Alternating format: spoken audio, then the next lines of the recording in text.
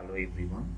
In previous lecture we have discussed about definition of design, machine design and design process as well as classification of machine design.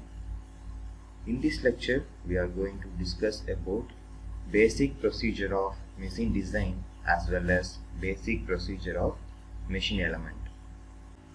The basic procedure of machine design consists of a step-by-step approach from given specifications about the functional requirements of a product to the complete description in the form of drawings of the final product. A logical sequence of steps usually common to all design projects is illustrated in this figure. These steps are interrelated and interdependent, each reflecting and affecting all other steps. Now let's discuss each steps in detail manner. The first step is product specification. The first step consists of preparing a complete list of the requirements of the products. The requirements include the output capacity of the machine and its service life, cost and reliability. In some cases, the overall dimensions and weight of the product are specified. For example, while designing a scooter, the list of specification will be as follows. So we have to consider fuel consumption, maximum speed, carrying capacity, dimensions of the scooter, weight and cost during the design. In consumer products, external appearance, noiseless performance and simplicity in operation of controls are important requirements. Depending upon the type of product, various requirements are given weightages and a priority list of specification is prepared under this step 1. The second step in basic procedure of machine design is selection of mechanism. After careful study of the requirements, the designer prepares rough sketches of different possible mechanisms for the product. For example, while designing a blanking or piercing press, the following mechanisms are possible.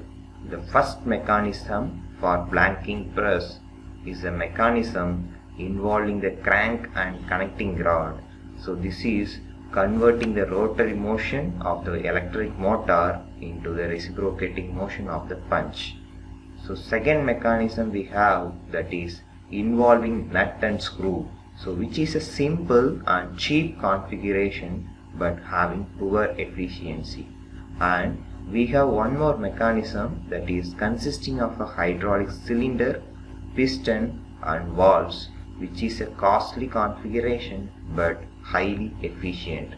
So the alternative mechanisms are compared with each other and also with the mechanism of the products that are available in the market. An appropriate estimation of the cost of each alternative configuration is made and compared with the cost of existing products. So this will reveal the competitiveness of the products. So while selecting the final configuration, the designer should consider whether the raw materials and standard parts required for making the product are available in the market. He should also consider whether the manufacturing processes required to fabricate the non-standard components are available in the factory. Depending upon the cost competitiveness, availability of raw materials and manufacturing facility, the best possible mechanism is selected for the product.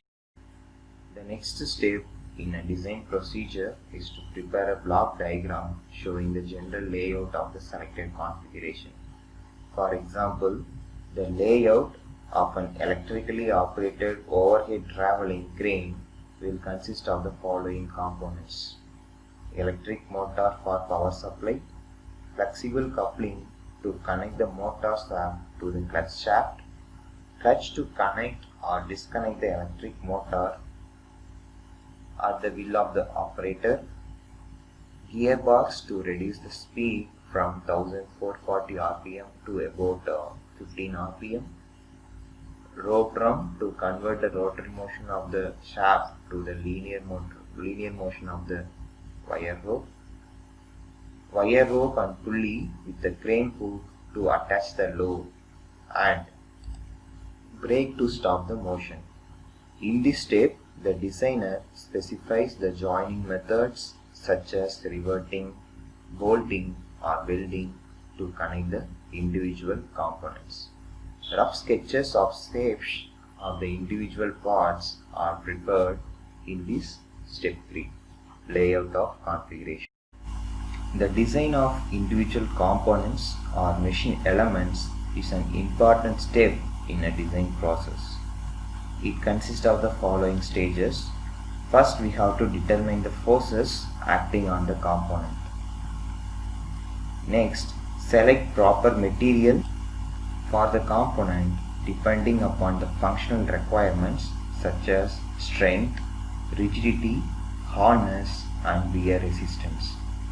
Next, we have to determine modes of failure for the component, and depending on it, select the criteria of failure such as yield strength, ultimate tensile strength, endurance limit or permissible deflection.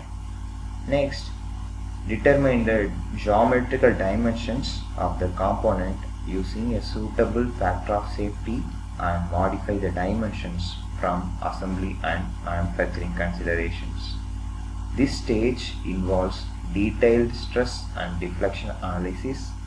The subject machine design or elements of machine design covers mainly the design of machine elements or individual components of the machine.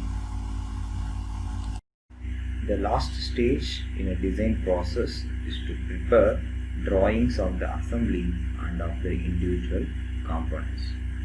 On these drawings, the material of the component, its dimensions, tolerances, surface finish grades and machining symbols are specified. The designer prepares two separate lists of components. One is standard component and another one is special component. Standard components to be purchased directly from the market and special components to be machined in the factory.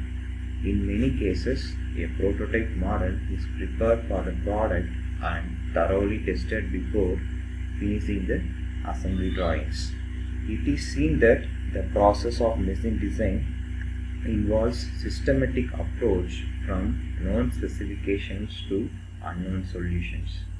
Quite often, problems arise on the shop floor during the production stage and design may require modifications. In many circumstances, the designer has to consult the manufacturing engineer and find out the suitable modifications.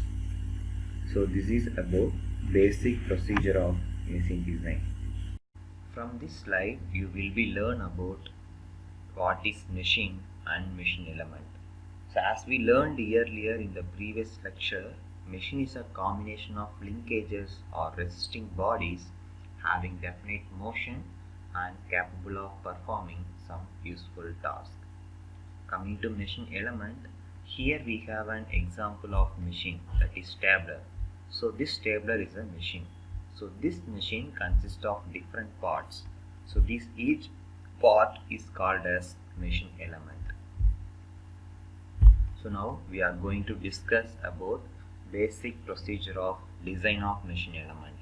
So design of machine elements is the most important step in the complete procedure of machine design. In order to ensure the basic requirements of machine elements, calculations are carried out to find out the dimensions of the machine element. These calculations form an integral part of the design of machine elements. The basic procedure of machine elements is illustrated in this figure. The first step, that is specify functions of element. So this is derived from the market survey. So we have to define the function of an element. So next we have to determine the forces acting on the element with the help of free body diagrams. So next, that is select suitable material for an element. So further, based on the applications and requirements, the material is to be chosen. It may be ductile or brittle material. So next step, that is determine failure mode of an element. The element may fail due to an applied force or applied load. So it may be failure due to yielding or elastic deflection or due to fracture. So we have to determine the failure mode of an element. So next we have to determine geometrical dimensions of the element. What is length, breadth, height, thickness of each element from the failure mode analysis. The next step, that is we modify dimensions and assembly and manufacture and check design at critical cross sections. And last step in design procedure, that is prepare working drawing of an element. So this is about basic procedure of design of machine element. So apart from that, we have some technical terms. The first one are design consideration. So while designing a machine element, we have to consider these design terms, namely functionality, strength, wear, weight, noise, safety, reliability, and so on. So in this slide we are going to discuss about design synthesis. Design synthesis is defined as the process of creating or selecting configurations, materials, shapes, and dimensions for a product. It is decision making process with the main objective of optimization. So optimization is nothing but we have to maximize the desirable variables and minimizing the undesirable variables. In design synthesis, the designer has to fix the objective. The objective can be minimum cost, minimum weight or volume, maximum reliability or maximum life. The second step is mathematical formulation of these objectives and requirements. And the final step is mathematical analysis for optimization and interpretation of the results. Here we have two more terms, that is aesthetics and ergonomics. So aesthetics is nothing but appearance of the product. Ergonomics means human comfort. When there are number of components in the market having the same qualities of efficiency, durability, performance or cost, then the designer will naturally attract towards the most appealing product in terms of appearance and comfort offers. In design, there are some standards are available. Standardization is defined as obligatory norms to which various characteristics of a product should conform. The characteristics include materials, dimensions and shape of the component, method of testing and method of marking, packing and storing of the product. So first one, standards for materials and mechanical properties. The cast iron, grey cast iron having 7 grades as per the Indian standard ISI IS 210. Here we have some examples of grey cast iron grades: FG 150, FG 200 and so on. So in FG 150 grade, so here we have the number. So this number indicates ultimate tensile strength in terms of Newton per mm square or megapascal. So in problems they didn't mention the or given the ultimate strength, tensile strength value. So instead of that they have given this grade. So from this grade we have to select the or take the ultimate tensile strength value. So please keep in mind. So we have some other standards for shapes and dimensions and fits, tolerances and surface finish of components, and standards for engineering drawing of components. Thank you.